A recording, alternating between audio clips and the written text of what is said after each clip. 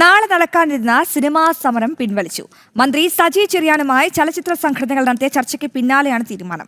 വിനോദ നികുതിയിൽ ഇളവ് നൽകാമെന്ന് ഉറപ്പു നൽകിയ സാംസ്കാരിക വകുപ്പ് മന്ത്രി മുഖ്യമന്ത്രിയുമായും ധനമന്ത്രിയുമായി ഇക്കാര്യം ചർച്ച ചെയ്യുമെന്നും അറിയിച്ചു.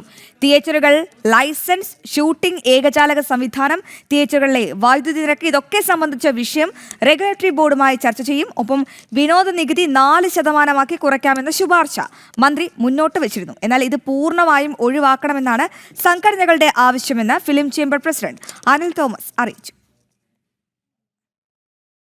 ആ ചർച്ച പ്രകാരം ഞങ്ങൾ ഉന്നയിച്ച ഏറ്റവും വലിയ ഒരു ഇഷ്യൂ ഡബിൾ ടാക്സേഷൻ എന്ന് പറഞ്ഞ സംഭവമാണ്. എൻ്റർടൈൻമെൻറ്റ് ടാക്സ് എന്ന് പറഞ്ഞാൽ അത് അനുഭാവപൂർവ്വം അത് പരിഗണിച്ച് ബഹുമാനപ്പെട്ട മുഖ്യമന്ത്രിയും ധനകാര്യമന്ത്രിയുമായിട്ട് ചർച്ച ചെയ്തിട്ട് അതിൻ്റെ വേണ്ട രീതിയിലുള്ള ഇളവുകൾ നൽകാമെന്നുള്ളത് അദ്ദേഹം പറഞ്ഞിട്ടുണ്ട്.